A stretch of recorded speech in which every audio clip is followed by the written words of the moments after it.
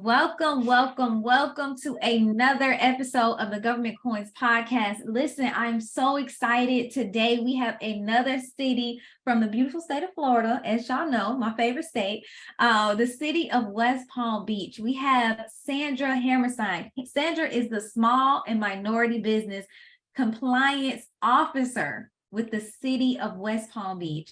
Sandra, thank you so much for joining us today. How are you?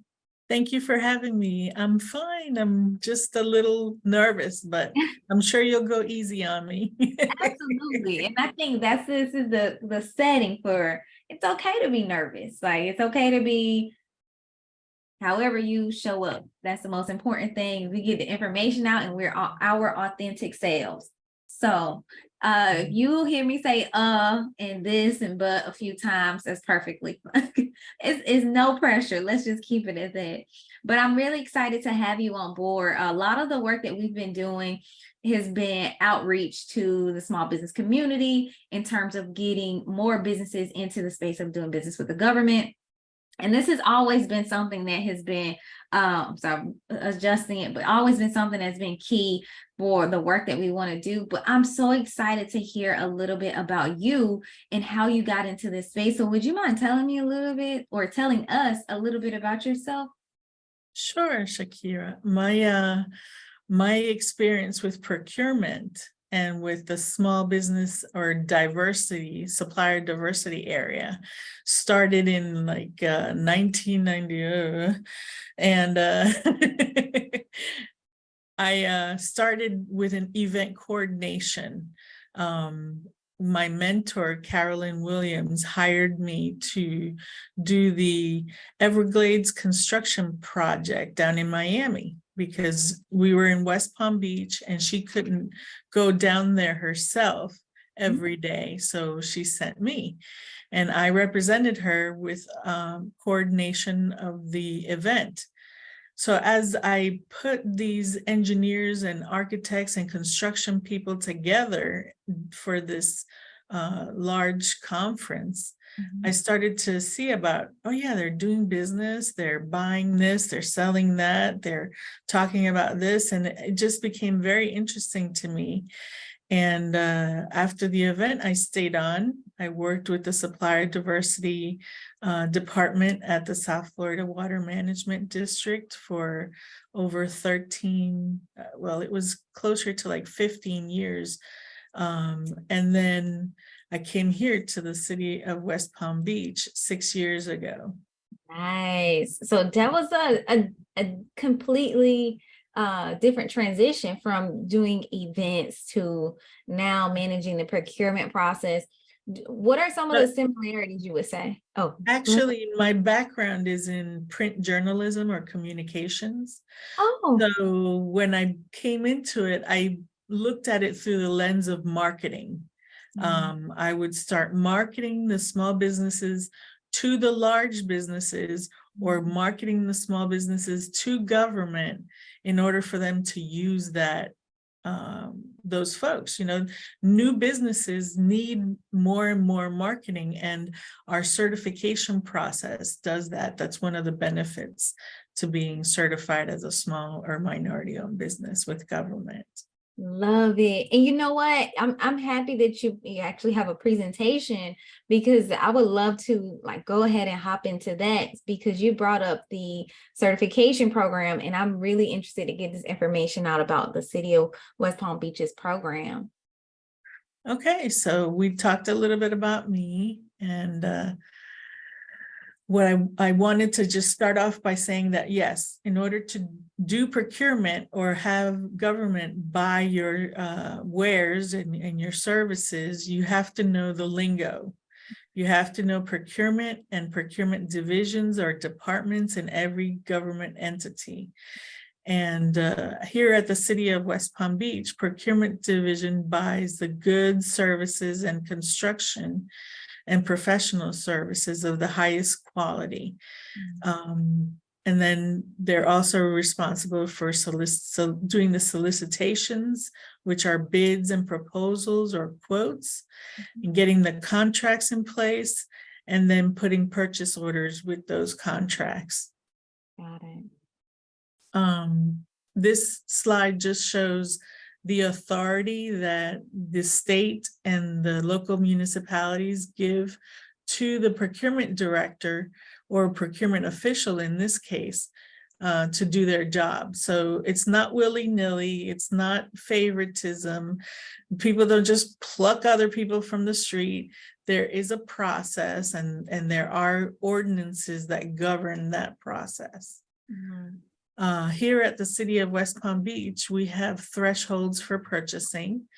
We have informal purchases, which are those that are under 50,000. And for those, we can get a quote or 2 quotes, 3 quotes, and then award that purchase to the best quote that we get. And for formal purchases is anything over 50,000. And for that, we need to solicit or use bids and proposals to get the service or the commodity. Got it. And then I wanted to tell you about non-competitive contracts. Non-competitive contracts are those that, let's say I'm in the city of West Palm Beach and I see that the city of Fort Lauderdale has a great janitorial services contract already in place, and I can piggyback off of that contract for my agency. So it means I don't compete for the service. I just go over there, bring the contract here and use those same terms for the service. That's what piggyback means. And a lot of that piggyback happens with state contracts. Now, here's a question. Before we leave this side, Sandra, I have Sure. 3 questions. So since we're already discussing the non-competitive contracts and piggybacking, Right. now, could this be done if there is a contracting opportunity? Let's say a business received a contract from the city of Sunrise or the city of Tamarack, Right. and can they bring that same contract as an opportunity to piggyback, or does it have to be the state of Florida? Can it be any city or? No, it can be any city that is, and making sure that the scope of work is the same. Now, I can't buy, hammers with a contract for TVs, It has to be the same scope and the same terms in that contract. So sometimes small businesses will say, hey, City of West Palm Beach, I'm doing this down here in Tamarack, and I have a contract that's good for the next 3 years. Do you want to piggyback on that? So that's a good way to market your business. I love that. That is awesome. And then let's talk a little bit about the informal bid. So in the federal space, we've had a few federal agencies come on and talk about micro purchasing and things of that nature. So for the informal purchases, those are purchases that can be made with a P card, and it's up to 50,000. Yes. Wow. Okay. And to have access to those opportunities, how would a small business go about being on the radar for someone who has P card purchasing access? Well, to do that, you would have to attend events, outreach events that are usually put on by the city or sometimes by the county, by the Solid Waste Authority, the school district, the South Florida Water Management District. We all hold events that try to connect our purchase agents or purchasing agents or project managers with those folks that provide the services they need.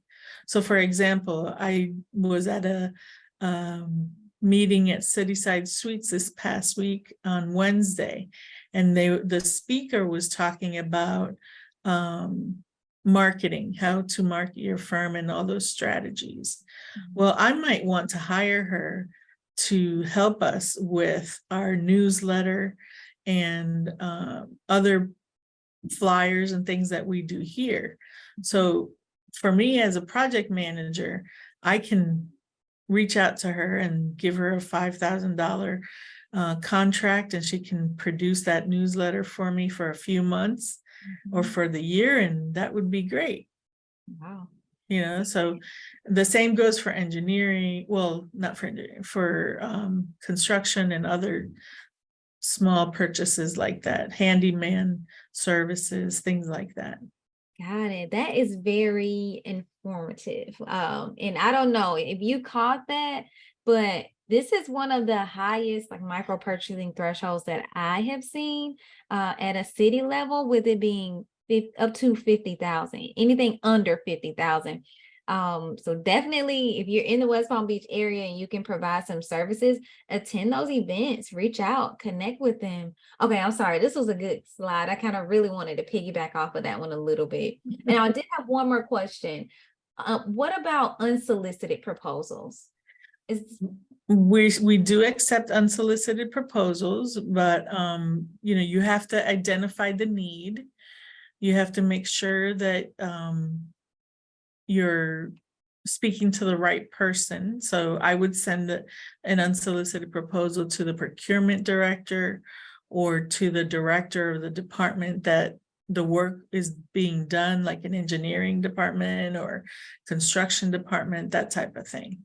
And then they could tell you, well, we're going to be soliciting this. Why don't you hold off on that? Or they can say, hey, I didn't see this pothole, so let me fix it by utilizing your services. So yes, those are awesome ways to get noticed by a city.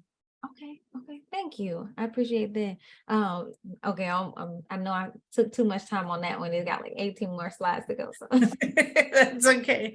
I'll go quick on some of these. These are what we purchase. I just wanted to give an example of the types of things that a city or this city buys. So we have utilities and infrastructure, which is water management and roadways. We have community events, the library, parks and rec, creative arts, special events, training, all types of things that a large corporation might need or that are special and unique to our city. oh, Sandra, that made me think of something else, because that creative side of it, creatives don't realize the access to, the opportunities in doing business with cities. I know in my city, we have things like yoga on Saturdays and events like that. Would that be where these contracts would provide some support, or is that more of a volunteer route? What does that look like?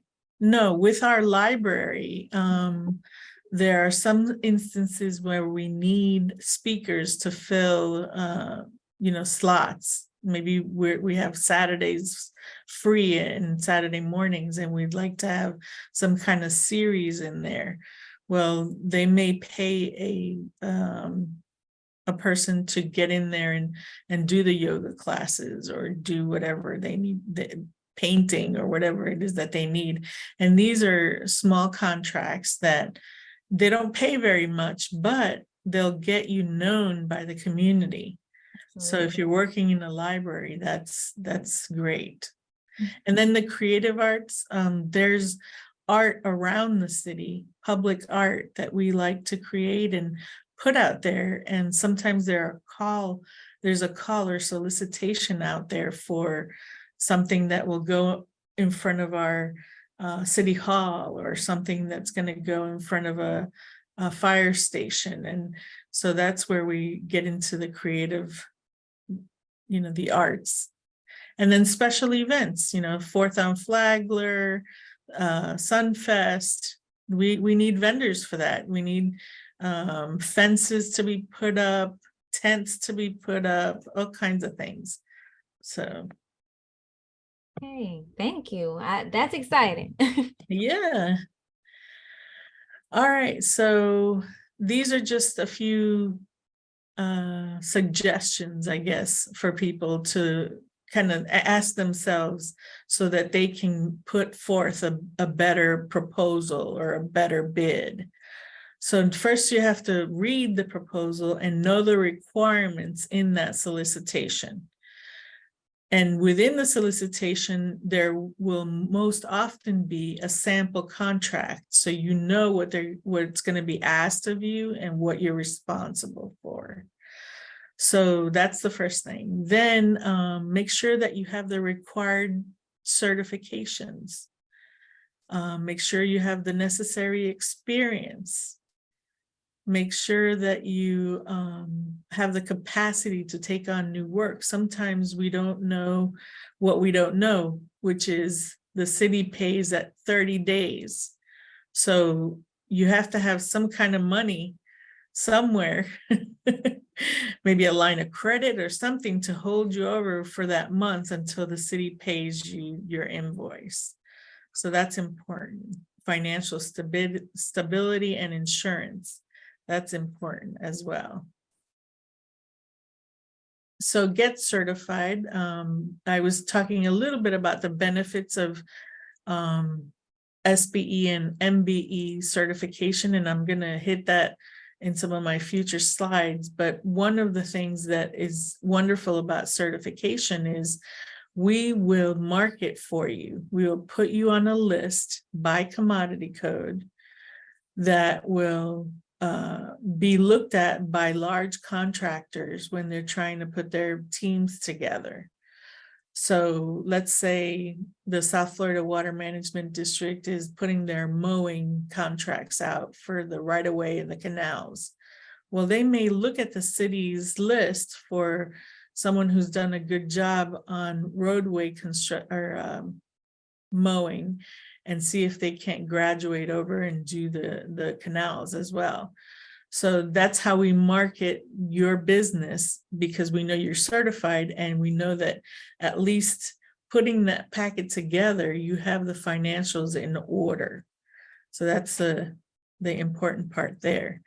Then professional consultants that do CCNA work, architects, engineering, landscape artists, mapping, and surveyors, they need to pre-qualify with the agency that they go with. So it's a special certification that lets us know that you are an engineer and you've had X amount of years of experience and you are okay to perform those services with the city. Oh, Okay, you're so about to get into it. I was just about to ask a quick question, so I'll let you do it. So I'll start with the objective of the small business program is to spur the creation of small businesses and promote their success. And we do that for all companies, whether they're in the ideation, startup, or growth phase. And for the MBE program, our objective is to address disparities that show minority and small businesses they face multiple challenges and barriers compared to those of non-minority men. So for a small business, you have to be 9 million gross receipts average over 3 years. If you're in construction, you have to be less than that. If you're a goods and services provider, you have to be 5 million gross receipts average over 3 years, less than that. And professional services, 5 million gross receipts over 3 years. So anything from 0 to 5 million is considered a small business. That's a good lot of wiggle room, right? Yeah, there it is. It's considered it's not a micro business. That's a small business is pretty big in my terms. You know, people who are making millions of dollars to me are rich. So anyway, so the requirements for a minority business is that they must have tax returns or the business tax receipt in Palm Beach County or the city of West Palm Beach, and they must have 51% ownership by a minority or a woman. And minorities are identified as African American, Asian American, Hispanic American, Native American, and am I missing one? Women. Okay. Now, here's a quick question. So in order to get certified with the city of West Palm Beach, the business has to be in West Palm Beach, the city of West Palm Beach, or Palm Beach County? Yes, they have to be in Palm Beach County at least. Okay. We have a local preference in our program that stipulates that. Now, what if a business is located in Broward or Miami or even Pinellas? what if they open up a second location in Palm Beach County? Would that count? Yes, that would count. If they have an office in the area in the Palm Beach County, then we will take that and certify your firm. Got it. And through this certification, is there, what are the process, I guess the steps? What is it, just submitting a paper application and the paperwork getting reviewed and that determines your approval rate? Or is there? No, some- there is an application that you fill out, and there are quite a bit of required support documents that have to go with that application. And that's turned into us, and we process it, make sure that it's meeting all the minimum criteria. And then we send out a certificate that says this firm is a small business and they're able to provide services in whatever it is, engineering, architecture, whatever. Nice. And it expires after 3 years. Okay. So you have to come back to us. And would you have to do a new application, or is there some type of renewal process? It's a renewal application, but it's very similar. Our application is very simple. It's a 3-pager, actually 2.5. So it's real simple, and the recert is like 1.5 pages. So it's really simple to get it done. Okay. So this slide shows you the place on our website to go to find the solicitations. So right now, the city of West Palm Beach is buying mowing, landscaping, and public relations and marketing services. Those are the 3 that I can see from here in the screenshot that I created. But if I were to click on where it says public relations, I would get the description of that public relations solicitation, and it would tell me when the solicitation is due. So for this one, it says June 14th at 3 o'clock. And we have to make sure, the respondents have to make sure that it's not 3:01 because they got caught on the train tracks, or because the elevator didn't come up fast enough, or whatever it is. It has to be before 3 p.m. We date stamp them, and if you don't make it, you're thrown out. So that's a sad thing to see when that happens. So don't let me see that happen. And you submit these electronically? You can, but a lot of people opt to turn them in person, probably because they waited to the last minute or something, or they wanted to include something. They usually feel good about sending it both ways, or making sure that it gets here on time. All of our solicitations are posted here, but they are also posted on DemandStar. And the website for DemandStar is www.demandstar.com. It's that easy. So you go there. I wanted to share with you the money that we're spending with small businesses. Just before we get into that, Sandra, I wanted to ask about the opportunities. So they're posted on here. What if I need access to the actual proposal document? That's when you have to go to DemandStar or call the purchasing agent to email it to you. Got it. Okay. And where would I find the purchasing agent's information for this particular opportunity? I think it's probably below that. I didn't copy and paste. Oh, okay. But for this particular one, I know it's Monica Keel. Got it. If anybody's interested for public relations and marketing services. Okay. All right. Thank you. So I just want to make sure. Okay. I know a lot of people ask the questions about multiple different platforms. So do you have access to it? You can always reach out to the contracting officer, manager for this particular opportunity, for that whichever opportunity you're looking at. Let's leave it that way. That's right. That's right. So here I'm sharing the numbers that we spend with small businesses for competed dollars only, the solicitations that we put out in the second quarter. the city spent $31.2 million with all those competed dollars. And for small businesses, prime and subcontractor, we spent $5.9 million, making it 19% of the expenditure. So I think that's pretty good. For sure. And here is the minority business dollars. Of that same $31.2 million, only 585,000 went to small or minority-owned businesses. And you can see the breakout there.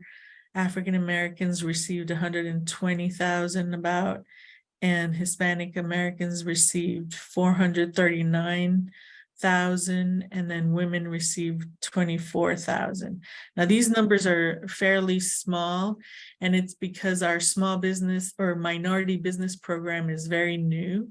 We don't have that many certified minority businesses yet, so we're hoping that this will climb up. But for a new program, like that's already showing the value. Yes, yes, it is. And here's the certification statistics. The blue is the small business community, and the orange is the minority women business community. So you see that just from the first quarter to the second quarter jumped up 30 applications, or 32 firms certified with us from one quarter to the next. And these numbers fluctuate only because as they are getting certified, some of them are expiring. So that's why you see different numbers there. Okay. And I thought I'd share with you the names and faces of my colleagues. There's LaKoya Green. She is in charge of the certification process here at the city. Mr. Alex Quintero, he's the compliance officer. He makes sure that after you get that contract, you're getting paid on time, and just paid in general. Yes. And Mr. Frank Hayden, he's the director of the Office of Small Minority Business Programs, and he's been around for a minute, so he can tell you the ins and outs of everything as well. Nice. And I will say definitely had a quick question about, you mentioned payments. So I wanted to ask a little bit about the payment terms with the city, and how does the process work for a vendor? If they've been awarded the contract, they've completed the work. How do they go through the process of requesting payment? So there has to be an invoice, and the invoice has to have a number, a date, the name of the business that's submitting, the description of the work that's being done, and the purchase order number. So even if you have a contract, you'll have a purchase order number, and that has to be included on the invoice, because that way it'll smoothly flow through our internal processes. And it'll come to the project manager. We'll check it and say, oh, yep, I received that, and I received this. So yes, it's good to pay. And then we send it over to finance, and they'll say, okay, everything is here. The documentation matches up.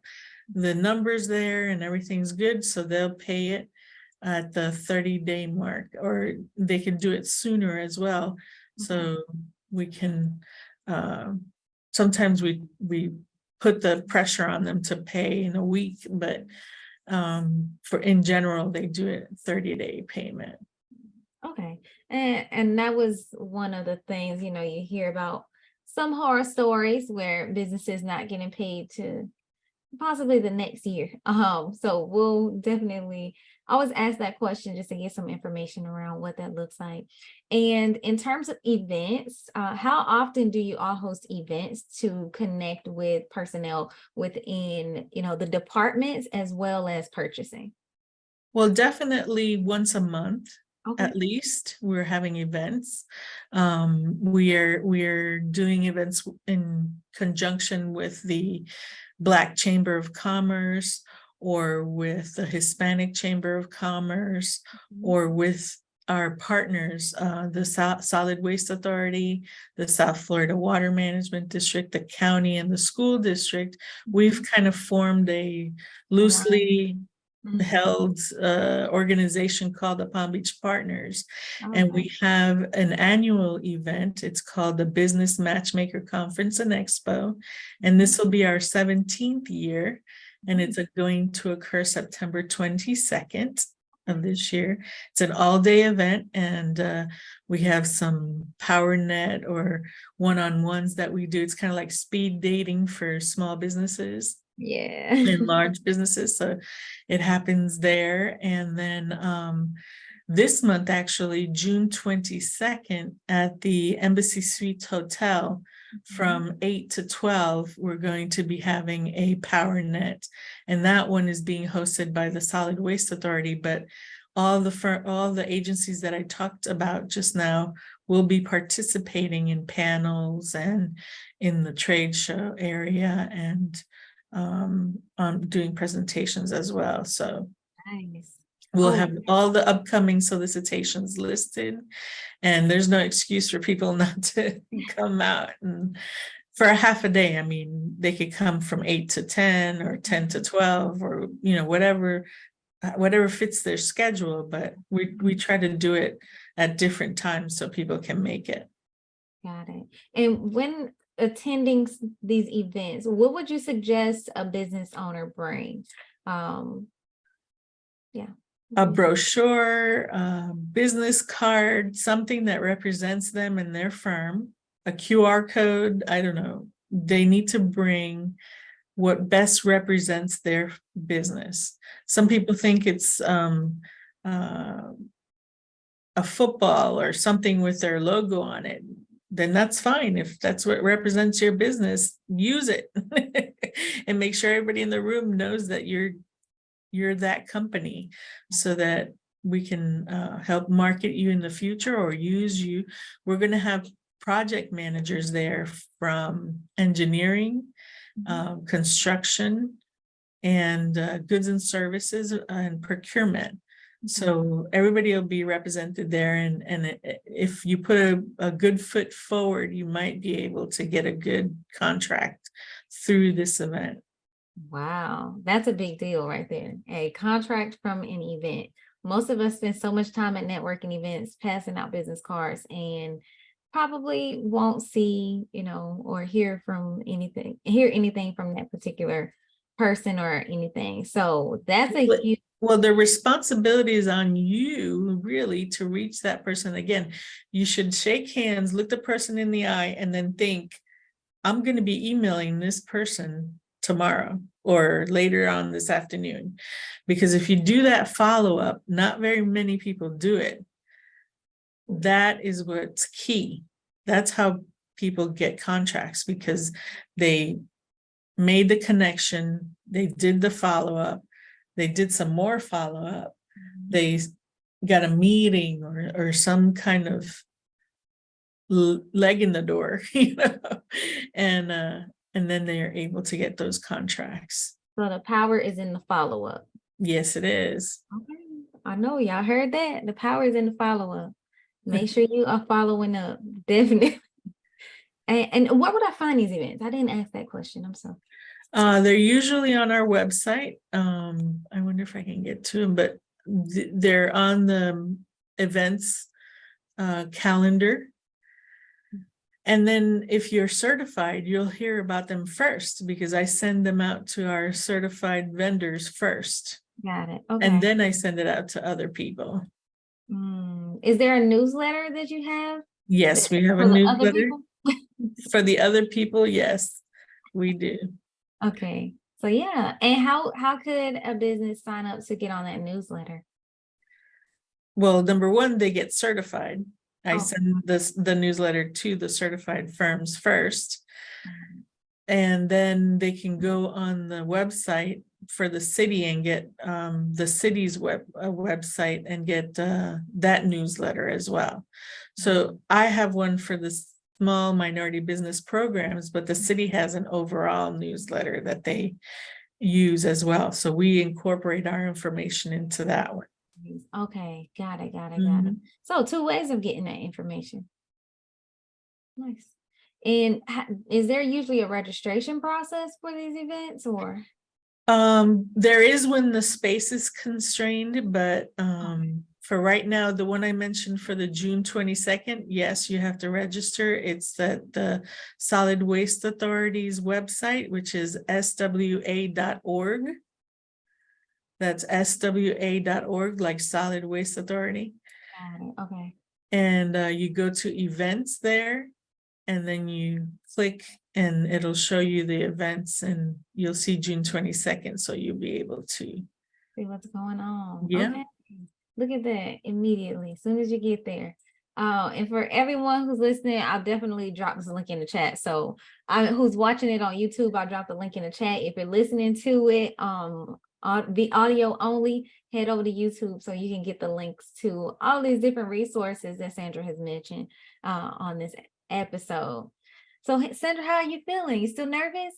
Nope. Exactly. See, look at that. So it's still it's you know your stuff, and we're just here to gain knowledge and information from you. So we really appreciate it. Thank Yeah, you. I this has been appreciate great. you for having me. Thank you. Of course. So listen, that was it. That's the end of this episode. I don't want to have to tell you to go to the city of West Palm Beach to go and find some opportunities. They have events every month. Nobody is that active and engaged with their community. I'm sorry. So definitely hands down and get the award for that one. So y'all head over. If you're in the area, get certified. It doesn't make sense not to get certified. If you're in Florida, you have the capacity to get certified. So definitely, I look forward to seeing you all in the next episode. Don't forget to like, comment, and subscribe to our podcast. Share this video, and I will see you all in the next episode. All right, peace.